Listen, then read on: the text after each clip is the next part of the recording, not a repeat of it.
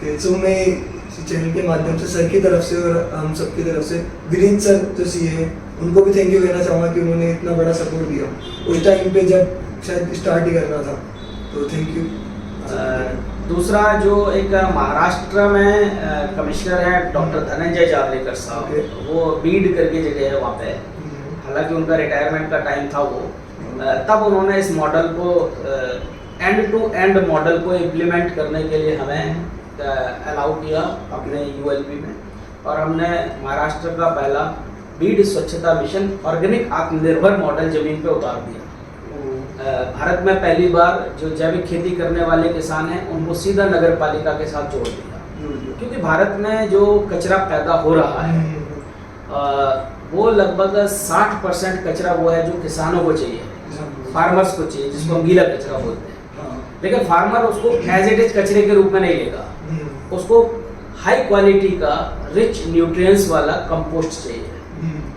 आज कोविड के बाद हर माँ अपने बच्चे को ऑर्गेनिक फल और सब्जी खिलाना चाहती है, आप भी अपने फैमिली को ऑर्गेनिक फल और सब्जी खिलाना चाहते हो, लेकिन अगर हम अपने मोहल्ले गली में नज़र डालें, अपने शहर में नज़र डालें, तो कहीं पे भी आपको जैविक फल और सब्जी की दुकान नहीं मिलेगी। यानी भारत के अंदर डिमांड है, सप्लाई नहीं है।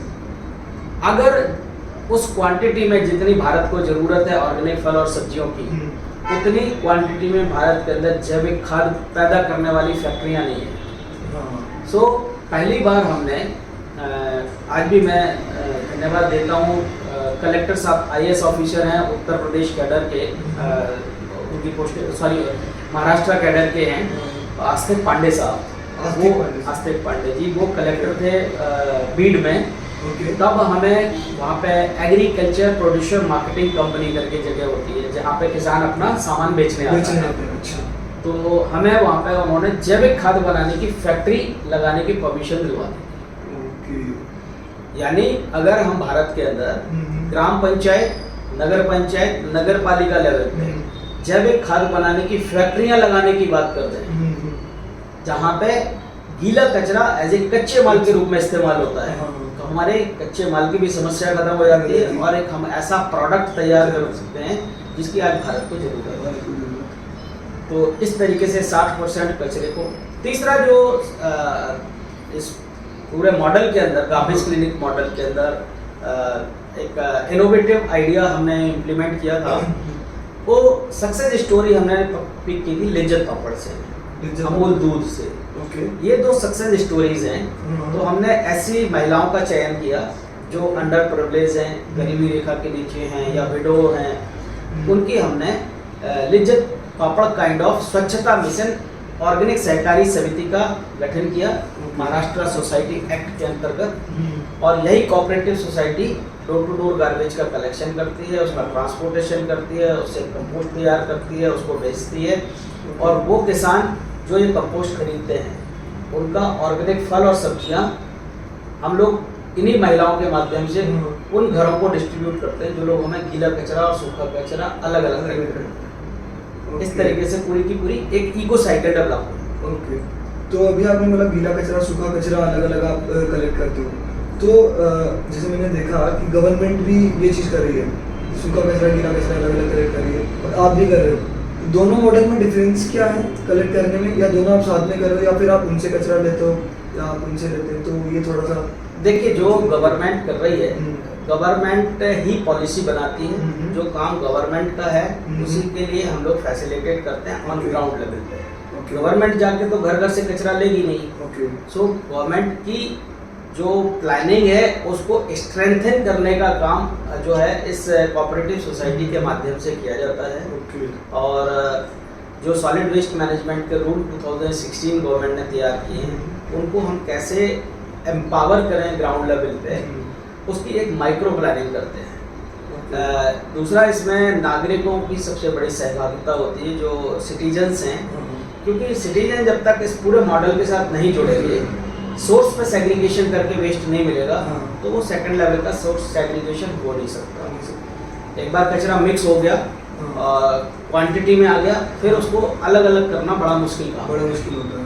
इसलिए हम जो सजेस्ट करते हैं लगभग 50,000 या 1 लाख की पॉपुलेशन के ऊपर एक गार्बेज क्लिनिक बनाएं, ताकि उसकी मॉनिटरिंग और उसका कंट्रोल, उसकी माइक्रो प्लानिंग इजीली जमीन पे उतारी जा सके। ठीक है, तो बहुत ही अच्छा विजन है कि अगर इतने छोटे समूह के लिए अगर एक क्लिनिक बन जाएगा तो आई गेस बहुत सारे क्लिनिक बन जाएंगे और बहुत सारे हमारे पास ऑर्गेनिक फार्मिंग के जो कंपोस्ट है वो भी अवेलेबल होंगे, बहुत सारे ऑर्गेनिक फूड और ऑर्गेनिक फ्रूट्स भी अवेलेबल होंगे। बिल्कुल, ये एक ऐसा मॉडल है जो ग्रामीण क्षेत्र को अर्बन के साथ कनेक्ट करता है और ये गाँव में भी काफ़ी जॉब की अपॉर्चुनिटी, काफ़ी काम की अपॉर्चुनिटी पैदा करेगा आई गेस, जो वहाँ पर नहीं है अभी। एक गार्बेज क्लिनिक जो लगभग 50,000 पॉपुलेशन को टारगेट करता है, वहाँ लगभग 300 से 400 महिलाओं को रोजगार प्रत्यक्ष उपलब्ध होता है। और परोक्ष रूप से जो इसके अंदर ड्राई मटेरियल निकलता है, उसमें अलग अलग टाइप के जो स्क्रैप डीलर्स होते हैं उनको एम्पावरमेंट मिलती है, या जो लोग स्क्रैप डीलर का काम कर रहे हैं उनको भी नेक्स्ट लेवल के कौन से ऐसी फैक्ट्रीज लगाई जा सकती हैं जहाँ से इस ड्राई मटेरियल को फर्दर प्रोडक्ट के रूप में कन्वर्ट किया जा सके। लाइक जैसे हमारे पास आज भारत के अंदर जो सबसे बड़ी समस्या है वो है MLP की। MLP जिसको हम कुरकुरे के या चॉकलेट के रैपर्स बोलते हैं, ये जिसको जो सड़क पे कचरा बीनने वाला रैक पिकर है वो पिक नहीं करता, उठाता नहीं है, सिंगल यूज पॉलीथीन है। ये सबसे बड़ी समस्या है। हल्दीराम के पाउच हैं, नमकीन के पाउच हैं, भी किया गया लेकिन वो वापस से वो ज्यादातर समंदर में जा रहा है। सबसे बड़ी बात है इनका अल्टरनेटिव नहीं है, अल्टरनेट नहीं था, नालियों में जा रहा है। तो इसको कलेक्ट करके और इस MLP या सिंगल यूज प्लास्टिक से जो प्रोडक्ट है, ये ट्रे है नॉर्मल, आप किसी को पानी देना है या ड्राई फ्रूट्स रखने हैं। इनफैक्ट इसमें आप दीपावली जी का जो गिफ्ट है वो भी पैक करके, यानी it is eye opener to all the viewers. Strong है सर, बिल्कुल स्ट्रॉन्ग है, यानी आप इसमें काफी स्ट्रॉन्ग आप इसमें दीपावली की मिठाई को पैक करके होली में अलग अलग जो आइटम्स हैं मिठाई और कलर देके आप इसको एज ए गिफ्ट पैक के रूप में लोगों को दे सकते हैं। और ये एक संदेश है कि जो गार्बेज, जो कचरा हमारे लिए बेकार था या प्रकृति के लिए नुकसानदायक था, उसको हम वैल्यूएबल गिफ्ट आइटम के रूप में तैयार करके दोबारा से प्रेजेंट कर सकते हैं। बिल्कुल, ये तो बहुत अच्छा तरीका है वेस्ट को यूज करने का भी और दूसरों को मतलब संदेश देने का भी, कि अगर हमने जो आपको गिफ्ट दिया एक बार चेक कीजिए वो गिफ्ट क्या है। वो गिफ्ट जो बना है, ट्रे जो बनी है वो एक वेस्ट मटेरियल से बनी, तो लोगों में भी अवेयरनेस फैलेगी। लगभग 60% जो गीला कचरा है वो भी एज ए गिफ्ट आइटम हम कंपोस्ट के रूप में अगर अपने लोगों को गिफ्ट करना चालू कर देते हैं तो एक कनेक्ट बनता है। प्लांट देने की बात माननीय प्रधानमंत्री जी करते हैं कि आप पहले बुके देते थे, अब आप उनको एक प्लांट दीजिएगा एक दूसरे को।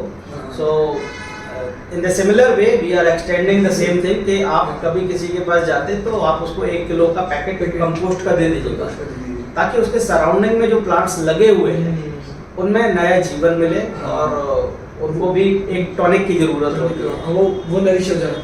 हाँ बिल्कुल, तो अगर घर में प्लांट्स भी लगे हैं दूसरे तो उनको भी आप नरिशमेंट कर सकते हो बिल्कुल ऑर्गेनिक कंपोस्ट के थ्रू।